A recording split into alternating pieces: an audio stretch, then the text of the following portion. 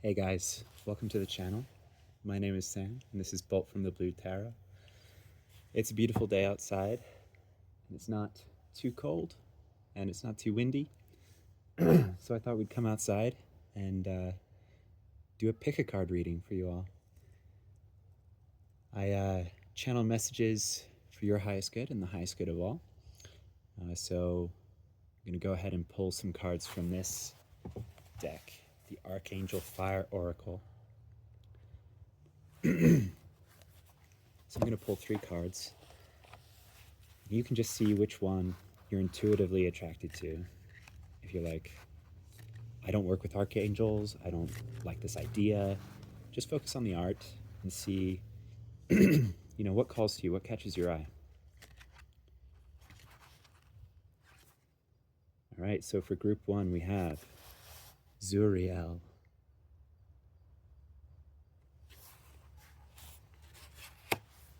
For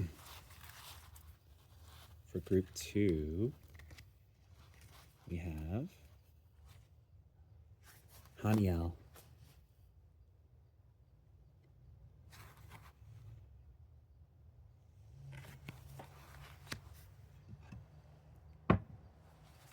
And for group 3,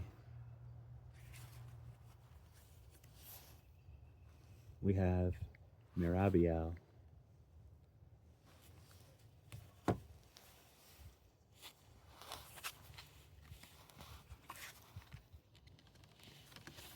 So once again, group 1, Zuriel. Group 2, Haniel. And group 3, Mirabiel. Whichever one you're most attracted to. If 2 of them are calling to you, then go ahead and watch 2. If the art doesn't stand out to you, then look at the numbers. Zuriel is 27, Haniel is 8, and Mirabiel is 30. I went ahead and before drawing these, I wrote down some channeled messages for each of these groups. So these might provide some clarification or just an indication to you personally that yes, this message is for me. Some nice confirmations. So yeah, we're gonna get into it, and we'll start with group 1, Zuriel.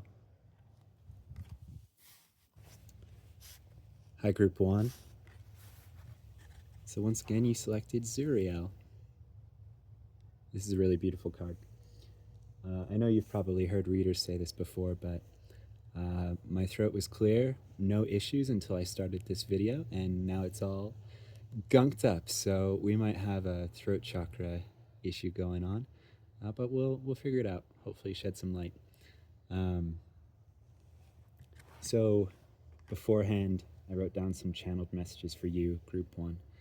And I wrote down Zadkiel, question mark. You know what, it's Zuriel, but it's an archangel name and it starts with a Z, I'll take it. So I got growing pains, starlight, star bright, greener grass, a light bulb moment, juniper, some sort of generational gap being of importance to someone. The name Jesse or Yesenia, possibly. And as I was channeling these messages for you, group 1, I don't know if you can see the snow, but there's a spider crawling across the snow. It's like, why, how, what's going on there? So maybe look into the spiritual symbolism of spiders. Or perhaps that means something to you in particular. But regardless, we'll see what this reading brings out. So I'm going to start from reading from the Archangel Fire Oracle about number 27, Zuriel. 27, Zuriel, diplomacy and fair play. Beloved Zuriel is known as God is my rock and the angel of repentance. Like the female Sufi whirling dervish on her oracle card, she is the regulator of opposing forces and governs the rotation of the heavenly bodies, keeping Mother Earth in sync with our solar system and universe. Zuriel stands for harmony and peace. As the celestial rock, she helps keep you rooted. to the spot when you need to make a stand for what's right. She is a formidable ally to have around when you are facing a conflict, especially when facing injustice coming from the opposition, as she literally cannot be budged. Zuriel acts as your inner backstop, preventing you from backing down in the face of unfairness. Also the angel of vitality and fertility, Zuriel balances our hormones, brain chemicals, and other bodily systems, restoring our equilibrium and exuberance. She improves our mental health, eases stress, and can, thankfully, reveal when we are acting foolishly. The angel of the zodiac sign of Libra, she is all about tact, diplomacy, and mediation. Similar to Soket Hosai, she blesses our social life and brings good relations and a strong sense of fair play to partnerships, friendships, communities, and groups. Zuriel can help us to forgive and release any hurt or upset after we have suffered a disappointment. As an angel of evolution, justice, and salvation, she rapidly restores harmony, brings foresight, and can be called upon for prophecy, offering clear guidance on our next steps. The most powerful angel of the principalities, who are the angels who govern groups, communities, and institutions, including entire nations, Zuriel watches over the innocent and vulnerable. She protects newborn babies and infants, welcoming them into the world. Message from Zuriel. Call on me to bring harmony, diplomacy, and fair play to all your interactions. I will restore equilibrium. All right, that's great.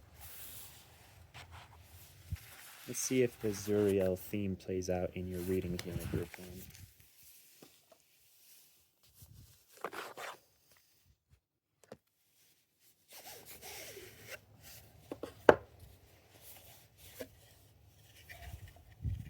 Here I'm again using the First Occult Tarot by Robert M. Place. It's like an Egyptian themed deck. And I tried to read this when possible, sort of like hieroglyphics, so the directions that the different images are pointing tell you how to read. Truly, I just ask for a story. Please give us a story, Spirit, useful to group 1.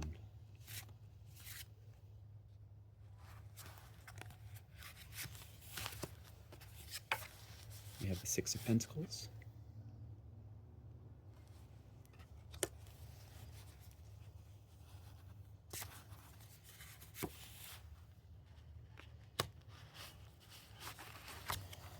We have the Three of Swords.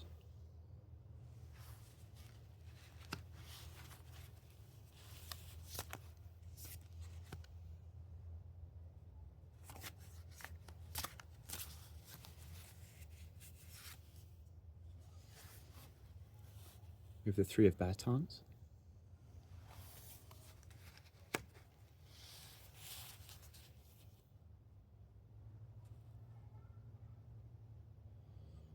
Let's get one more.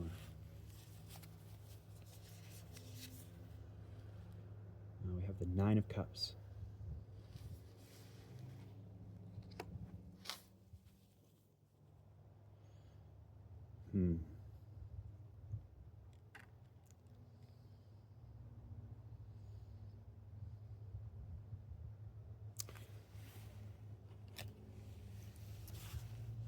So, from this reading, group 1, I'm getting that there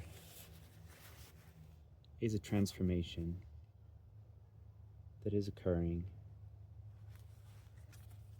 I'm getting family unit transformation here.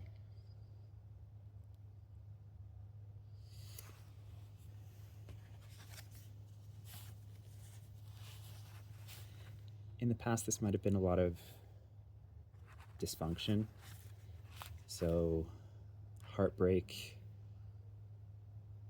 and conflict.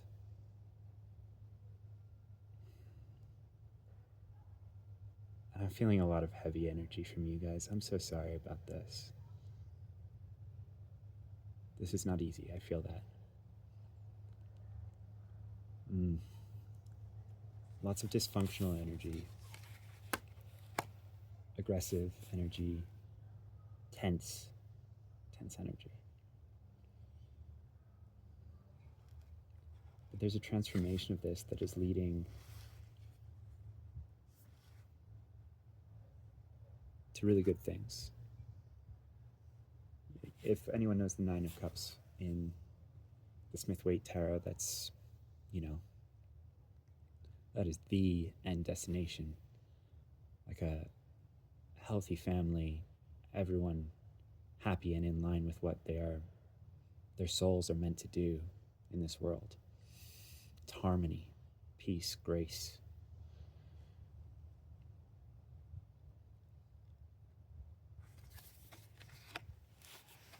This struggle, although this might have played out in a family unit, we can internalize these family unit struggles.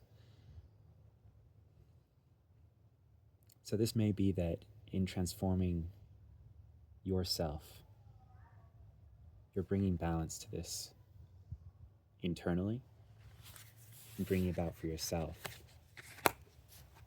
this Nine of Cups.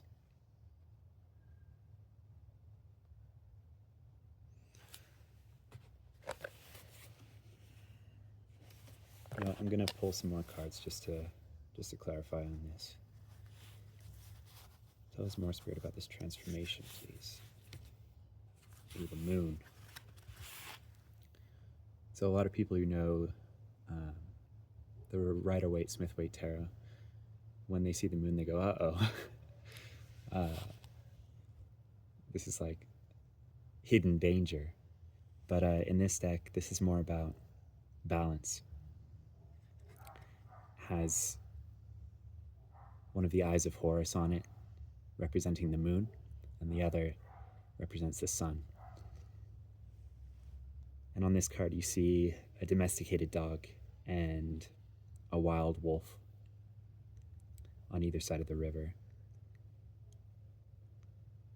So this card speaks to a balance between the wild and the domesticated, which I often interpret as like the higher self and the lower self. So when we give into the reactions of our lower self, especially if they've been conditioned by family dynamics, we forgo the values of our higher self and we can end up repeating these patterns. But I'm getting a transformation that balances these. We can work with the darkness, we just need to be guided by the light, right? Our lower self, our shadow, has gifts to share, gifts to be integrated, but we shouldn't lead with it. We should lead with our higher selves. And I think you're moving in that direction. If you haven't begun this already, this is something you might be thinking about. Can I get some clarification, Spirit, on this heartbreak, this conflict?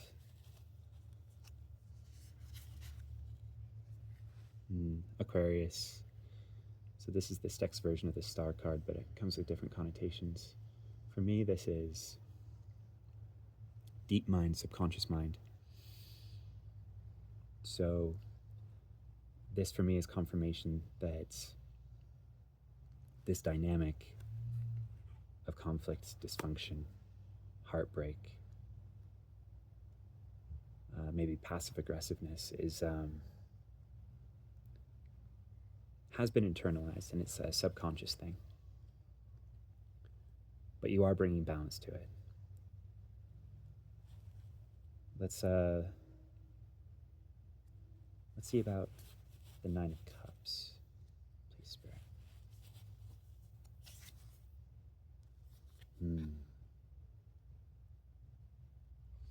So this in the book is like a jealous person. I get like acquisitive vibes from this, and for that reason I often attribute this to the ego. So this can be, you're working on something, you're working on this transformation of self internally in the subconscious space, that is shedding light on where the ego holds sway for you still, and reshaping the ego. We need our ego, right? We can't move around this mundane life without one. It serves a purpose. But it is an artful dance to try to get the ego on board with what the higher self would like to arrange. Right? That is a tricky piece of diplomacy, speaking to Zuriel. Right? So you're working with all of these internal forces. You're working with the ego, you're working with your higher self, you're working with your lower self and your shadow. And it's a process to get them all on the same page and working with shared motivations. But that's what you're doing, Group 1. This is beautiful alchemy. You guys are magicians. I am so proud of you for doing this. This is not easy, and it is nuanced, and sometimes you don't know what you're doing. You just have to trust that you are moving in the right direction, and things are slowly percolating, like in a scientist's lab where you see like strange colored fluids moving through different vials and beakers, and things are bubbling, things are steaming. This is a lot of what this work feels like and looks like. And there's a lot of days when it's like, well, why am I dysregulated? Why am I angry? And it's like, no why. Sometimes it's to show you things, but often it's like, no why just is, you know? So be patient with this process and be kind to yourself. It's exhausting being the diplomat, right? And maybe this is a role that you've played in this possibly dysfunctional family unit.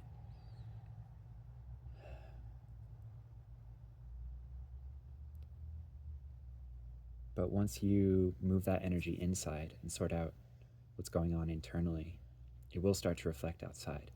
You can't heal other people for them, but you can show them by example what healed looks like, or on the path to healed, or wanting to heal, right? We tend to think of healing in terms of like a final destination, but anyone who's on this journey knows that truly it's about the journey. There is no set final destination.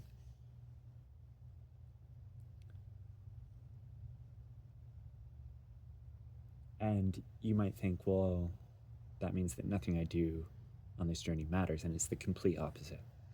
Everything you do to heal yourself matters, even if it's just by degrees, and that is typically how it happens.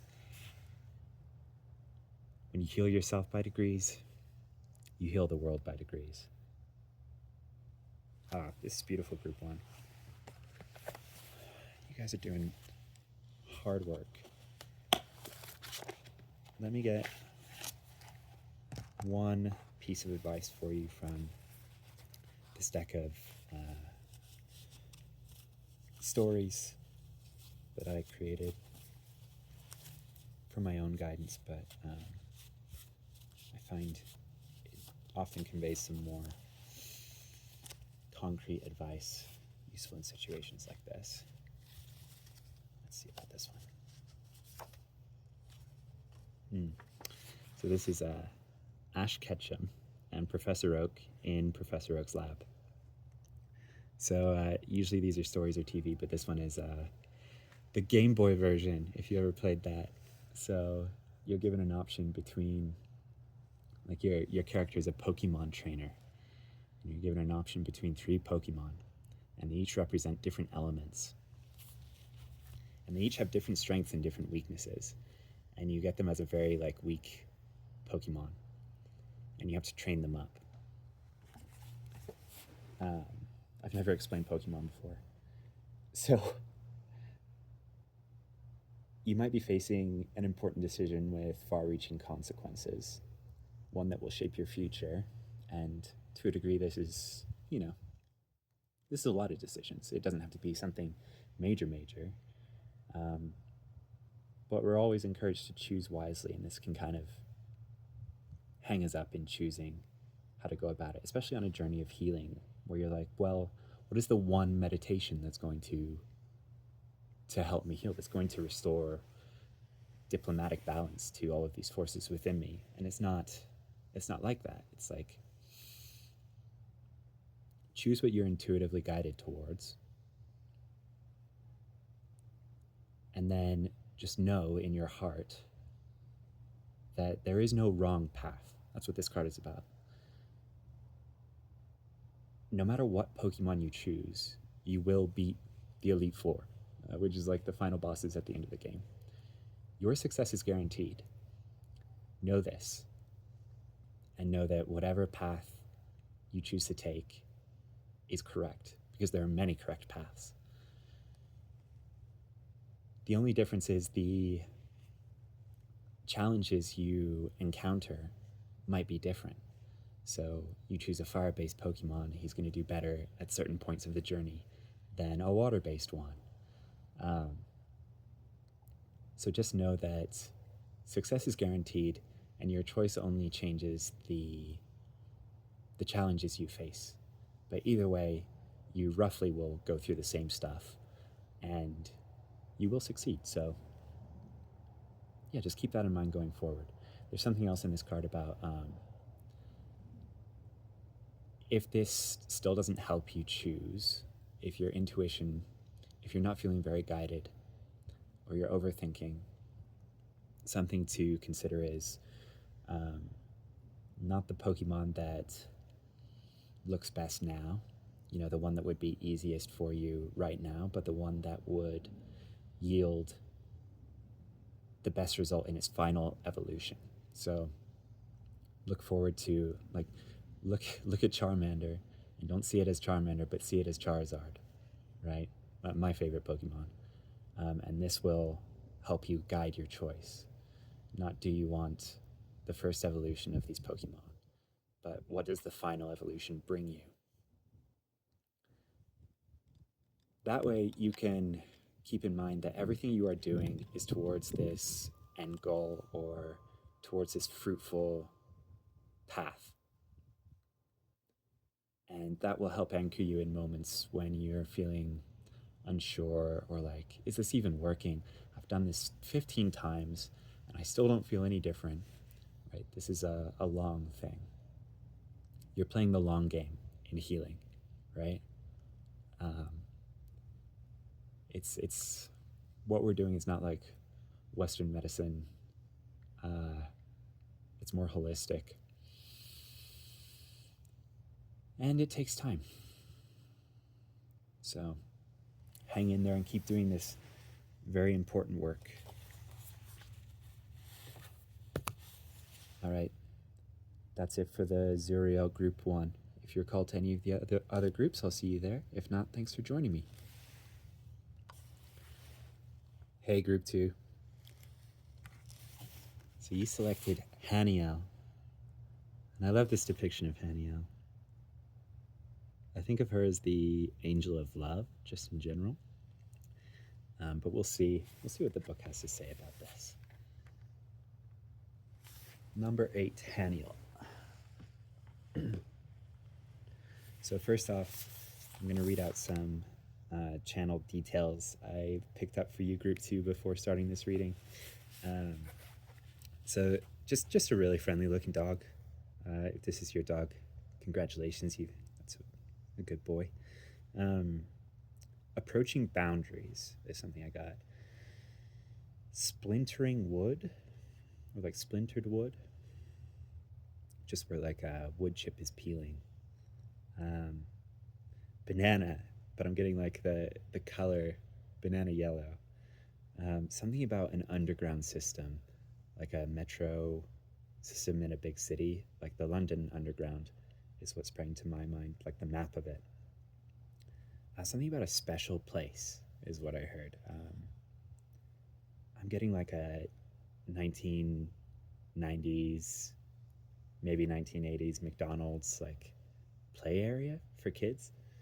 And then I pretty clearly got Jerusalem and an image of a purple flower. I looked it up, and It might be a Jerusalem anemone or a Jerusalem star, because those can come in different colors, it looks like. But anyway, just this beautiful purple flower. So take those as confirmations, or if there's something personally meaningful to you, then keep those in mind for this reading. But we'll see what the book has to say about Archangel Haniel.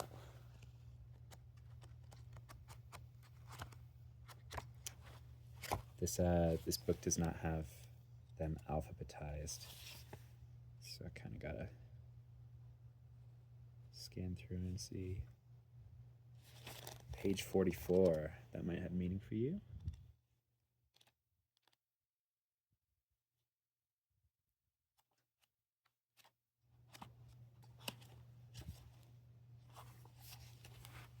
Number 8, Haniel, passion and poise. Haniel's name means glory of God, or grace of God, and she can help you ignite your passions to bring you renewed energy and vitality.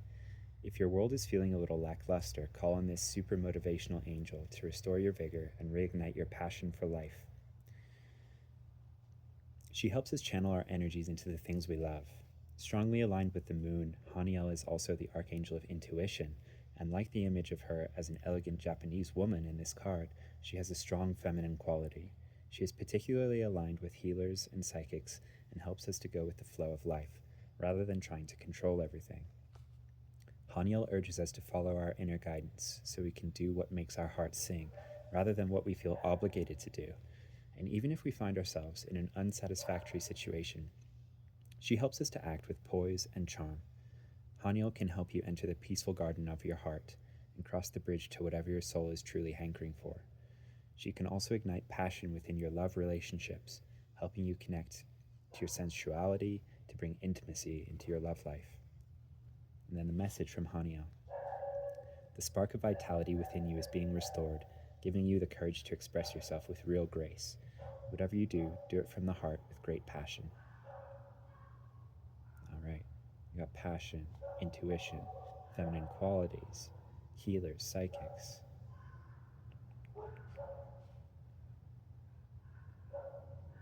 And the calling of your soul, love, igniting passions. All right, great. I love this energy group too. All right. I'm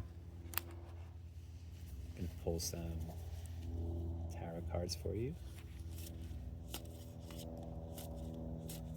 asking for a message for your highest good, the highest good of all. To tell us a story, please.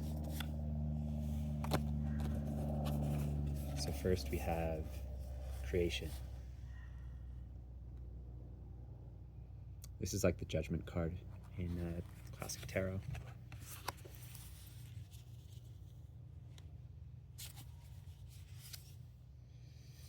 Next we have the Knight of Cups.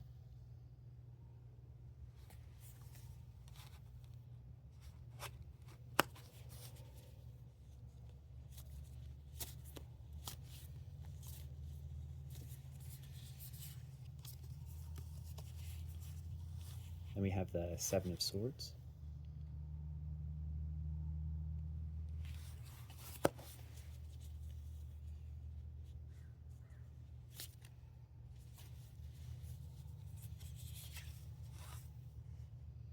And the Knight of Batons.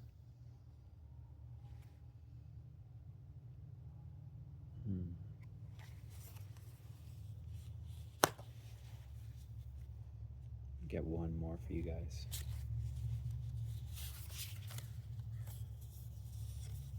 Ten of Swords.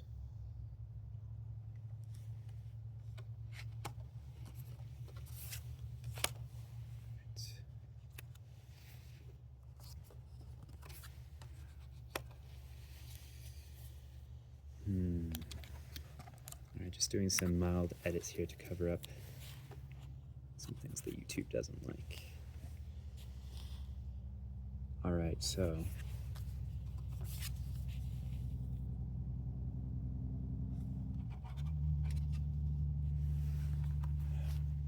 what I'm getting from these two cards is some sort of passion project dealing with the intuition, something hidden, covered, occult in that sense. A passion project dealing with your intuition, possibly not having gone well in the past.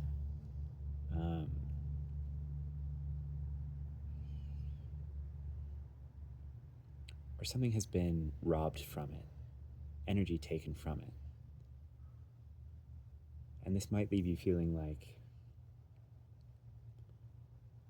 well, I'm just not that creative. I try and then I run out of steam. And that can be the case, but I don't think it is for you. I feel like there are energies around you that are not wanting you to express this creativity because it does not serve them. It would direct your energy in a way that benefits you and not them, is what I'm getting. Then we've got the Knight of Batons and the Ten of Swords. So Ten of Swords is a card of tragedy, negativity. But the Knight of Batons represents Hercules in his trials. So it can also represent in this deck like the farmer par excellence. So this is someone who can domesticate wild places to make them productive. This is someone who can overcome literally Herculean tasks and obstacles, challenges.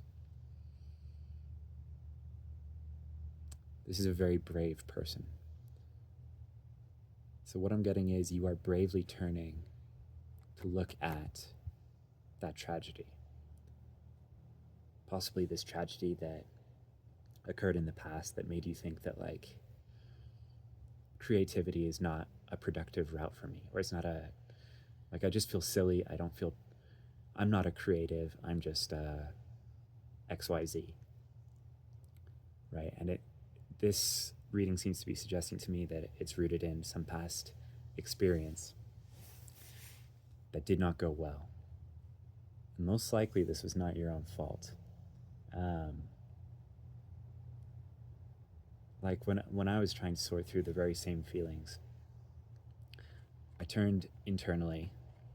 I asked, what is holding me back here? What do I need to see about my creativity?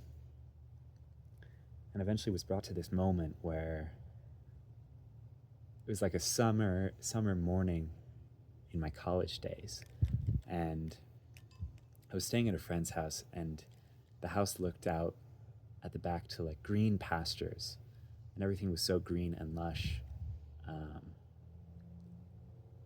And I painted it. I painted the scene. And it took me hours. And it was the best painting I had ever done, right? That was my feeling. And that's all that matters, right? And I didn't have any professional equipment, and the painting was just resting on my knees. And someone called to me from the house, and I stood up with this painting in my lap, and it dropped onto the paint, this paper plate that I was mixing the paint colors on. And it completely ruined the painting. It completely ruined it. And it felt like hours of work down the drain. And in that moment I realized I had not painted since, right? It wasn't like this, it was a big bummer. It was a big bummer, but it wasn't something I would associate as like a moment of extreme trauma. So looking at the swords in this reading, you might feel like, I don't want to address this bad luck event that brought tragedy, or I don't even know what this is. But if you go inward, and if you are very brave and you face it, you might find that what you have to face is not actually like a many-headed hydra, or It might not be this Herculean task. It might be just realizing it, just putting two and two together, because your brain has created a matrix to help you, to protect you from this memory. And that's part of why you don't think it's a big deal. But once you find that moment, sit in it, feel those feelings, and realize, ask yourself, is this true? And were I to paint again, would that ignite this passion that I have, this creative drive that I don't know where to put, right? So this might be just like untying this knot. And once it's untied, your creativity can flow. But it's going to be about facing something hidden. And I feel like you're going to get there via your intuition. This feels good to me. This feels like a complete story. Let me see if I can get some specific advice for you, because you're probably watching this like, well, I still don't know what it is, Sam. I can't tell you. But I can maybe give you some advice for helping to find it. So let's see what general advice I have for you. Spider-Man living life as Peter Parker. All right. So this card reminds us that, this is a human life. We chose a human life, is how I phrased it. And the mundane, the everyday, is important to that life. I love and respect Spider-Man so much because of all the heroes. He's the one who goes to school. He has a part-time job. He has to do all of these things at once. He does all of it for no credit. He can't tell his family about it. He's juggling all of this stuff. And that's like going through the spiritual journey in the modern world. No one understands what you go through in the wee small hours, like to fight the Green Goblin or whatever, your Green Goblin. To heal is a heroic task, and people don't understand it enough to be able to thank you for it. They have to go through it themselves to understand. And quite the opposite of thanking you, they might say, you're so selfish for pursuing this creative endeavor, but you're not. It's part of your healing, right? That's why I'm doing this. It's part of my healing. So yeah, just remember, our society does not value spiritual pursuit, and they don't understand creativity as spiritual. But you do, and keep remembering there's a reason why you're doing this, and it is for your own healing, and it is for yourself, and that is not selfish. Because when you heal, everyone heals. The world becomes a little bit brighter. So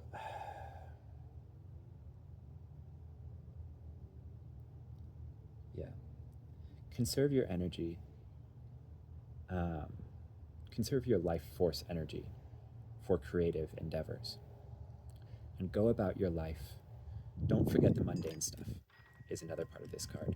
So if you have a hard time accessing your intuition when you sit down and meditate, if that feels like a bit of a runaround to you, then set the intention that messages of use, memories of use, ideas of use to you will come to you while you are doing other tasks. So often when I'm just moving around the kitchen, making cups of tea, making a meal, hanging out, and just letting my mind sort of wander. If I tune in every now and then, I'll realize that, I'm being drawn to this very particular memory, and it doesn't seem to have any context to the task that I'm doing. And know that there is a reason to that, right? Note this and dig into it. What is this trying to teach me? Ask that. Often these things are just bubbling up from your subconscious because you asked for it, to see this is where the block is, or this is what we need to work through. So be open to receiving these things in the shower, just random times, and set that intention. And that way you're like this open channel, and these things can reach you in their own time. You can't orchestrate an epiphany. It has to come to you. And sometimes it'll come to you when you're just living life as Peter Parker, even though we all know what you're wearing underneath those clothes is your Spidey outfit. And something else is, if you attune to this, if you open to this intention, your Spidey senses will get stronger and stronger. And you will get more and more creative as you remove these blocks. And you can remove these blocks through creativity. So it's like this snowball effect. And once you gain momentum in this, there's no stopping you. There's no stopping you. Do not focus on what happened in the past. You were a different person. Now you are very different, and you are stronger, and you are wiser. And your creativity has not diminished. You haven't lost some spark. It grows day by day, right? And the more you do this, the more it will grow. All right, hang in there, group 2. Light that fire. Remember, your creative life force can flow into creative projects. It can flow through sensuality and sexuality. And these things can trigger one another, but just make sure that you're not spending all of your life force solely in one arena, like in sexuality. Just remember, this is like a currency you can conserve and funnel towards things that are for your highest good, things that are long-term meaningful to you. So keep that in mind as well. All right, group 2, thanks for joining. If you felt called to listen to group 3, I'll see you there. If not, have a great one. And yeah, peace. Hey, group 3, I'm so excited you're here with me. So you chose Mirabiel. I don't know if I'm saying that right. This deck is, archangels, but some people have very strict ideas about what those are, and there's a lot of just sort of like new age archangels in here. So yeah, this is a really beautiful one. I really love the art on this. Silver and white vibes, like I associate with Archangel Gabriel and with like Galadriel from Lord of the Rings. I really like this this energy, soft moonlight energy. So before I started this card reading, I channeled a few messages for you guys.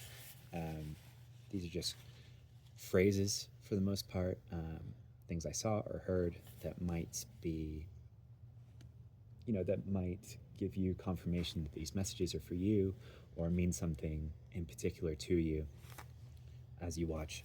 So I've got a snowman, an orange, the fruit. I've got some sort of yellow object that I couldn't tell what it was, maybe like a jewel or a crystal, but it shines like sunlight. It just has this sunny, like honey, bright energy to it. So maybe this is an object of significance to you. Just the word gastronomy, the word brainard, jingling bells, not necessarily like Christmas, but like tied to horses, like every time a bell rings, an angel gets its wings kind of stuff. Wind chimes, just jingling bells.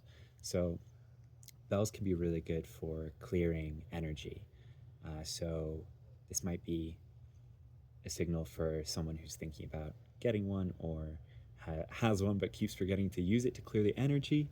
This is your reminder. I also wrote down empty gestures. Empty gestures. Snowflake that looks like those experiments where they channel emotion into water and then it freezes in different patterns.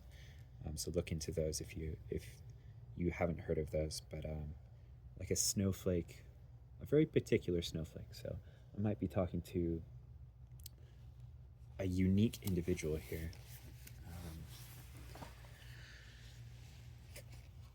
Yeah, let's read from a book about Mirabiel.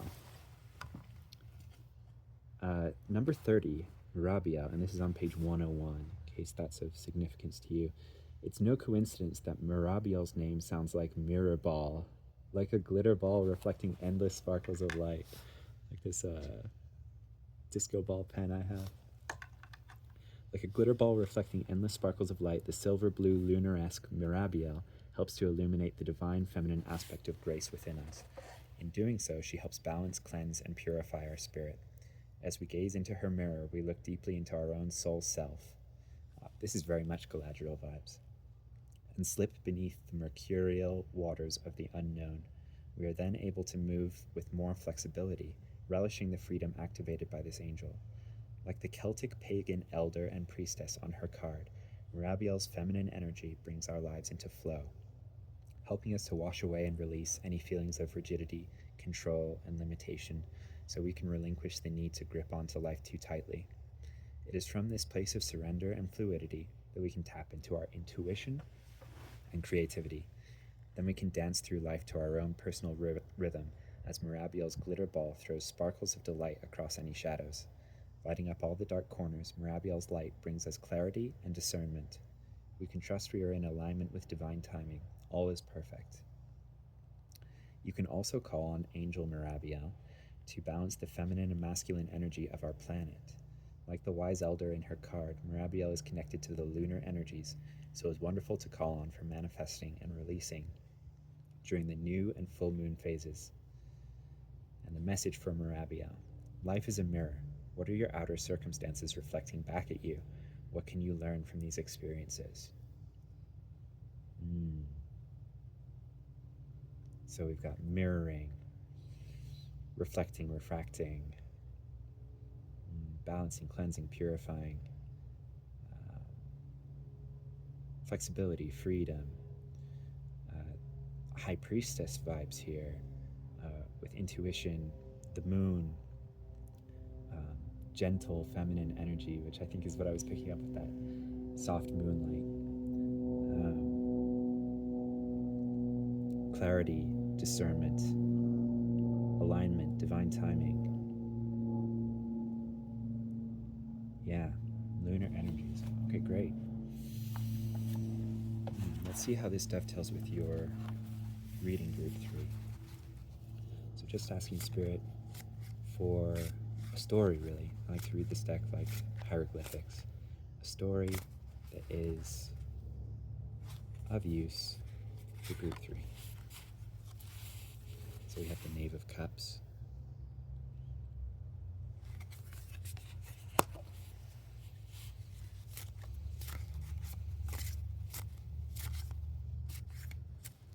This deck is so beautiful, but it has a lot of nudity in it, so I always have to check before. Got the Four of Swords.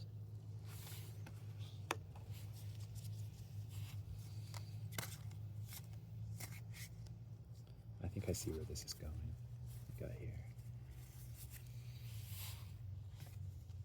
Ten of Cups.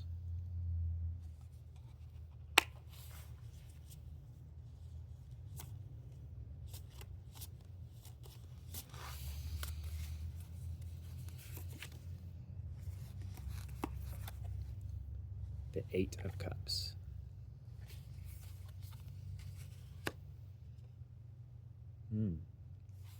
Okay. 4 cards is feeling good to me.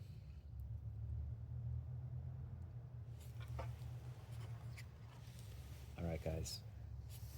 This is a very soft, feminine, receptive kind of energy. And we live in a very masculine, yang, action-oriented world, society. I think what you are being called to do is to do something that seems to the rest of the society rather counterintuitive.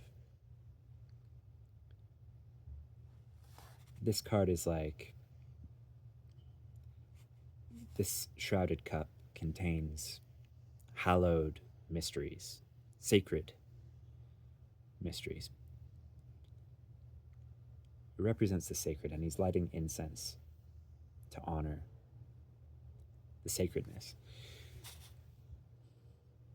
So this for me is a card of connection to the divine, of spending time in prayer, in reflection, in meditation, in reverence to the divinity of consciousness.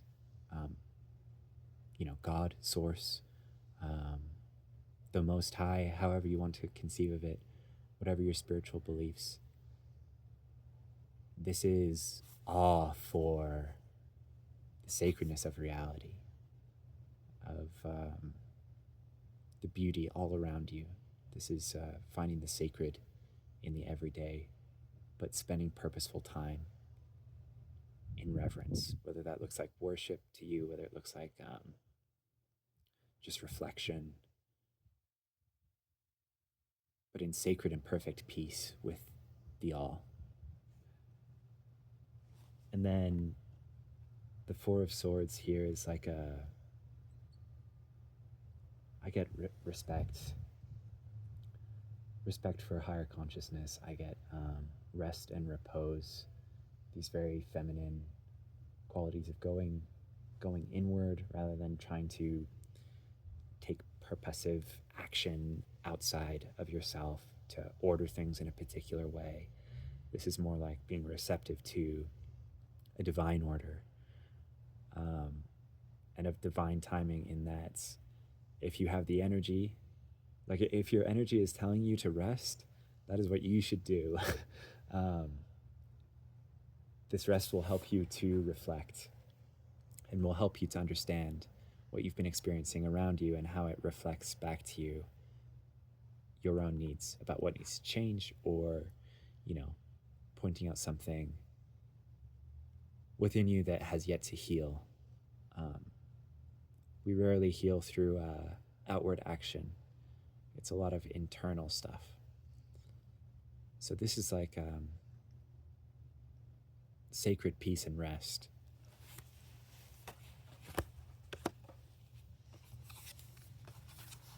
And what I'm getting from these cards is this one has a depiction of Nike, the Greek goddess of victory, and she has a shield with the Ankh on it. But this card is, in this deck, it's like actions that take place in the city as compared to the country. And I tend to think of that as like, I think of those as outer and inner. I think of them as polarity generally, but also sometimes conscious, subconscious. So this sacred rest and reverence for a higher power, for higher consciousness, spending time in that relationship and in rest and repose and respect for yourself, and the more feminine, receptive aspects of your humanity will bring about internal changes, but these will start to change your outer world, is what I'm getting. And the subconscious changes brought about through this sacred rest will bring about changes to your waking consciousness. Like these things slowly percolate and bubble up. And this is going to lead to some outer victory, right? Your inner work will lead to an outer victory.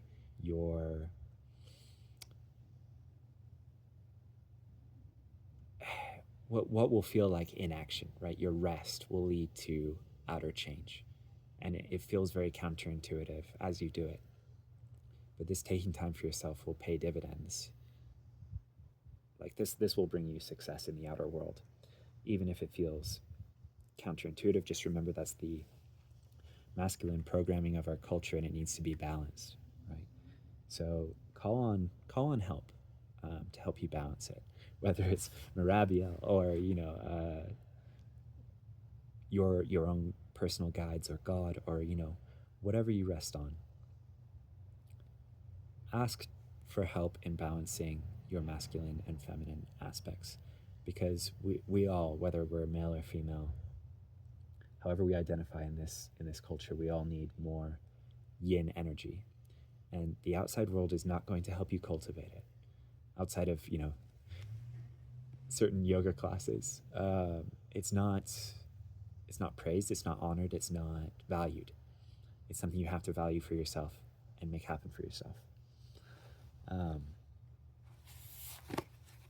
So if you take any masculine action, it's in deciding that you should do this. And then after that, it's all feminine, baby. You're just relaxing into it like a warm bath, okay? Yeah, I feel pretty good about that in terms of the tarot. Let me see if I can get you a piece of more specific advice from a storybook deck that I created and that I ask for advice when I need it. Let's see what we got here. So, most of these I write quite a bit on the backside of the card, but some of them I did in a fun mood. So this is, if you've seen Napoleon Dynamite, this is Napoleon Dynamite setting up the time machine. So all this card says is don't forget the crystals. So keep in mind the healing power of crystals. If you're someone who knows about this, who has crystals, but you haven't used them in a while or worked with them in a while, go get them, charge them up, and remember that they are your allies in this healing, right? They contain and channel through them energy that will help you heal. So don't forget the crystals. This is a very internal healing can feel so slow, and it's hard to see results. Like when they do a fundraiser and they're like marking off on a thermometer how much funds have come in. Healing is not like that. There's no outer barometer, or it's harder to tell. And if you'll often feel like I need to do something on the outside to make me feel like I've accomplished something. That masculine part of us that we've been trained into is just like yapping like a small dog. And the crystals will help balance your masculine and feminine, but they'll also feel like I did something. I got something in the outer world, and this is a tool I can use. And that will feed your masculine and soothe it while you work through nourishing your feminine. So yeah, get some crystals if you don't already have some. Look into the different properties of them.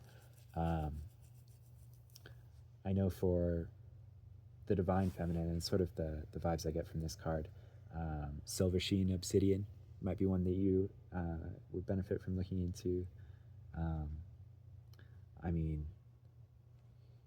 Amethyst, big high priestess vibes with amethyst and psychic goodies, and then rose quartz always for like a soft unconditional love, which you will need as you move through this process. This is great. I love this card came up. That will help somebody. I know it for sure. All right, guys. Thank you so much for joining me on this beautiful day for this wonderful reading. And thank you for all of the work you're doing to honor your divine feminine and make this world a more gentle, balanced, creative, and enriching place for everyone. Take care.